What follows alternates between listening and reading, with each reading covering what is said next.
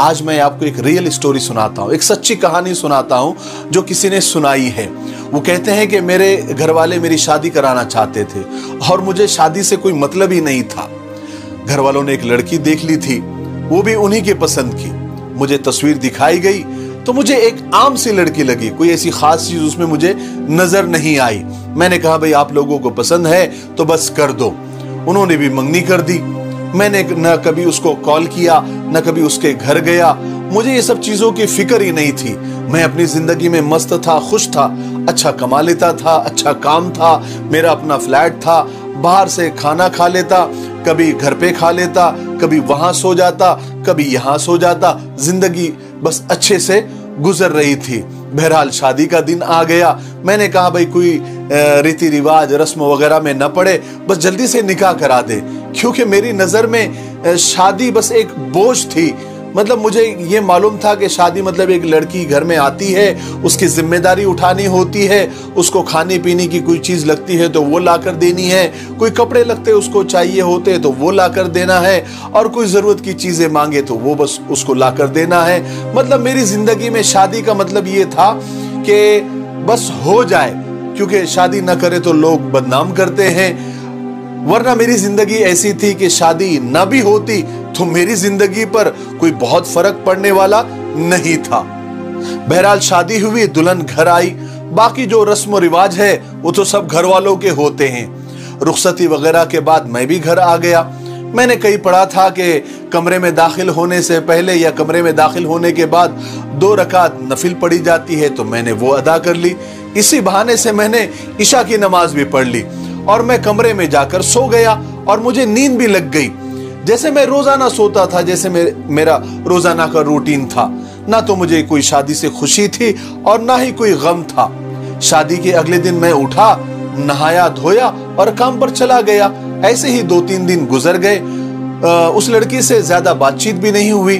बस उसने कुछ पूछा, मैंने कुछ जवाब दे दिया, इससे ज्यादा कुछ भी नहीं। एक दिन उसने मुझसे पूछा आप शादी से खुश नहीं हैं? मैंने कहा कि मैं गमगीन भी नहीं हूं, दुखी भी नहीं हूं, बस लोगों में एडजस्ट होने में मुझे थोड़ा सा वक्त लगता है बस। मैंने कभी उससे ना एजुकेशन पूछा, ना तालीम पूछी, ना उम्र पूछी। मुझे कौन सी उससे जॉब करवानी थी या कोई काम करवाना था। 1-2 बार घर छोड़ने भी गया था, वो भी उसी के कहने पर। और न कभी मैंने उसको पर्दा करने के लिए कहा, ना हिजाब करने के लिए कहा। उसको अच्छा लगेगा तो वो करेगी। मतलब उसकी जिंदगी में मेरा कोई अमल दखल था ही नहीं। वो लड़की भी सोचने पर मजबूर हो गई थी कि ये बंदा आखिर है क्या चीज, ये कौन सी मखलूक है। बहरहाल एक दिन मैं सोया हुआ था, उसने मेरा पैर का अंगूठा बड़े प्यार से पकड़कर हिलाया और मुझसे कहा कि ए जी उठ जाइए, फजर का वक्त हो गया है, नमाज पढ़ लीजिए। खैर मैंने उससे कुछ नहीं कहा। वैसे कोई दूसरा होता, कोई मुलाजिम, कोई नौकर होता तो उसकी तो खैर नहीं थी। मैंने सोचा कि चलो अब नींद खुली गई है तो नमाज पढ़ लूं। मैंने 2 रकात फजर की नमाज पढ़ी और फिर बिस्तर पर वो मेरे पास ही बैठ गई, मेरे सराहने बैठ गई और कुरान पढ़ने लग गई और मैं मस्त होकर सोया हुआ था। थोड़ी देर तक मुझे उसकी कुरान पाक की तिलावत की आवाज भी आ रही थी। बहरहाल थोड़ी देर आते रही, मैं सो गया। फिर मैं उठा, मैंने कहा नाश्ता बना दो। उसने नाश्ता बनाया और मैं काम पर चला गया। उस दिन मैं लेट हो गया था तो मैं घर नहीं आया, फ्लैट पर ही सो गया। अगले दिन जब मैं घर पर आया तो अम्मी ने मेरी क्लास ले ली। कहा कि तू घर क्यों नहीं आया, अब तेरी शादी हो गई है, तू जितना मर्जी लेट हो जाए तुझे घर आना ही होगा। अब तेरी पहले की जिंदगी और अभी की जिंदगी में फर्क है। और जब अम्मी मुझे डांट रही थी तो वो पास खड़े होकर वो लड़की सुन रही थी।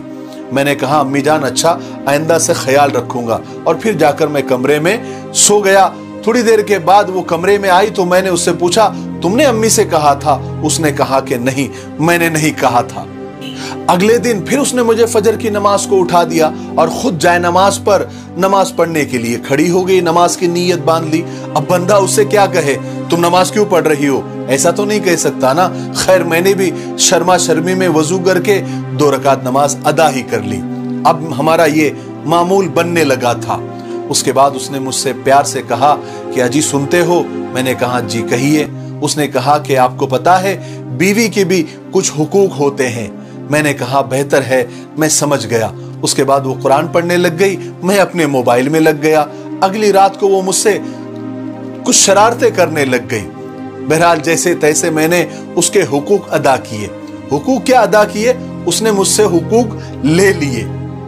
اب وہ آہستہ آہستہ میری زندگی میں داخل ہونے لگ گئی تھی، انوالو ہونے لگ گئی تھی۔ خیر مجھے بھی مزہ آنے لگ گیا تھا، کیونکہ ہر چیز تیار ملنے لگ گئی تھی، کپڑے پریس ہونے لگ گئے تھے، جوتے اپنی جگہ پر ملنے لگ گئے تھے، یعنی کوئی بھی چیز کہیں بھی پھینک دو، کہیں بھی اتار دو، تھوڑی دیر کے بعد وہ اپنی جگہ پر ترتیب پر نظر آنے لگ گئی تھی، اور میں ابھی نماز بھی پڑھنے لگ گیا تھا۔ مطلب زندگی اب بہتر ہونے لگ گئی تھی، اور ہم بھی ایک دوسرے میں گھلنے ملنے لگ گئے تھے۔ اس نے قرآن پڑھنا ہو تو میرا سر اس کی گود میں ہوتا تھا یا اس کے زانوں پر ہوتا تھا، اور اس کی آواز بھی بہت پیاری تھی۔ اکثر میں سو بھی جاتا تھا، اور جب تک وہ میں خود نہ اٹھتا وہ بھی مجھے جگاتی نہیں تھی، قرآن پڑھتی رہتی تھی۔ اب جب بھی میں کام پر لیٹ ہونے لگتا تو مجھے گھر کی یاد آنے لگ گئی تھی، کیونکہ اس کے گود میں سر رکھ کر سونے کا مزہ ہی الگ تھا۔ ایک دن گھر سے کام پر جاتے وقت کسی بہانے سے میں نے اسے آواز دی اور بڑے پیار سے اس کا ماتھا چوم لیا۔ شام کو جب گھر آیا تو گھر کا رنگ روپ ہی بدلا ہوا تھا۔ میں نے اتنی خوش بندی اور اتنی خوش عورت کبھی نہیں دیکھی تھی۔ میں نے سوچا یہ کام تو بڑا ہی سستا ہے، اب تو میں روز اس کا ماتھا چوم کر جاتا، اور جب بھی آتا تو کسی نہ کسی بہانے سے اسے کمرے میں لے کر جاتا تاکہ اس کا ماتھا چوم سکوں۔ نرم لہجہ، کمال کی گفتگو، کمال کی محبت، پسند کے کھانے، سکون کی نیند، مانو زندگی مکمل ہو گئی تھی۔ میں سوچنے لگا کہ زندگی میں لوگ کیسے داخل ہو جاتے ہیں اور آپ پر حکمرانی کرنے لگتے ہیں۔ کیا جرت ہے آپ کی کہ جو آپ انکار کر سکے یا ان کی سلطنت سے باہر نکل سکے؟ کئی بار تو کلیجہ نکال کر دینے کو دل کیا اس لڑکی کو۔ خاموش محبت بھی بہت پیاری ہوتی ہے۔ محبت الفاظ کی نہیں احساس کی ہوتی ہے۔ محبت کا تعلق عزت سے ہے، کیئرنگ سے ہے، خیال رکھنے سے ہے۔ کسی سے دل لگ جانے کو محبت نہیں کہتے، کسی کے بنا دل نہ لگے اسے محبت کہتے ہیں۔ کسی کو پھول دینا محبت نہیں ہے، کسی کو پھول کی طرح رکھنا محبت ہوتی ہے۔ مجھے امید ہے کہ اس سچی کہانی سے ہمیں بہت کچھ سیکھنے کو ملا ہوگا۔ میرے لیے، پوری انسانیت کے لیے اور پوری امت کے لیے خیر کی دعا کرتے رہے۔ السلام علیکم ورحمۃ اللہ وبرکاتہ۔